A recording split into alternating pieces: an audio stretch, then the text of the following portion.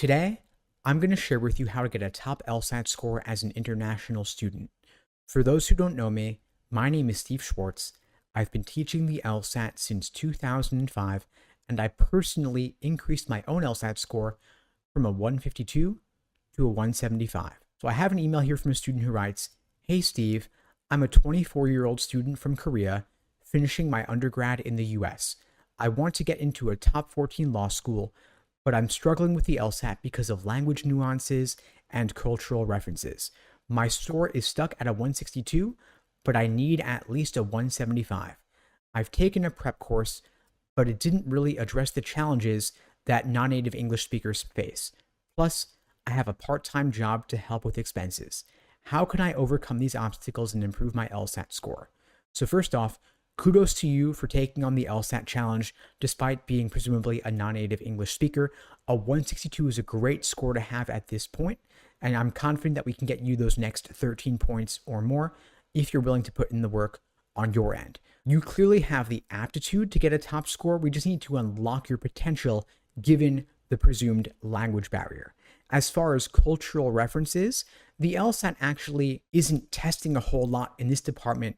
From what I can tell, they tend to avoid idiomatic expressions, and they're not focused on popular culture or anything like that. If there's a reference to a book or a movie, it's typically either a fictional book or a fictional movie, or they're not assuming any prior knowledge of that media. They're giving you all the information that you need in the text itself, the text of the passage or the text of the argument in, say, logical reasoning. Now, language nuances, however, are a whole different ballgame. The LSAT is very big on precision of language. So what we want you to do is we want you to improve your English fluency and immerse yourself in the English language as much as possible. Try to avoid any media in your native language and instead stick with English as much as possible just to improve your overall baseline fluency.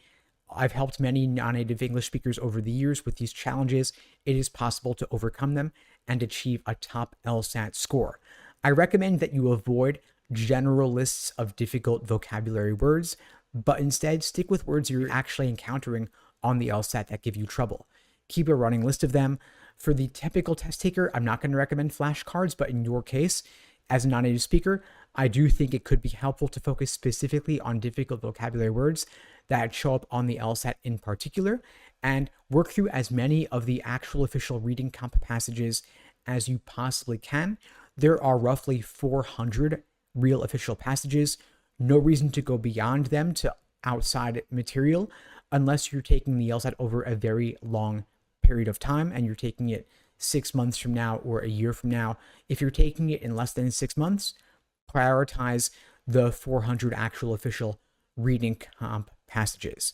Now, it's possible that general prep courses out there aren't going to cater to your needs in particular as an international student, as a non-native English speaker, and so I might recommend instead pursuing one-on-one coaching to better meet your needs and personalized for your situation in particular.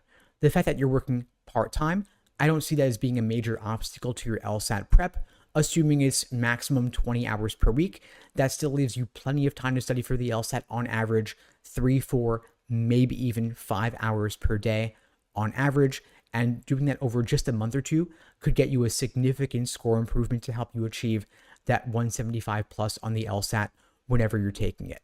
If you'd like my help, again, check out the links below to find out more and book a call with me, my team. We'd be glad to help you out. And in the meantime, I'll wish you all the best and take care.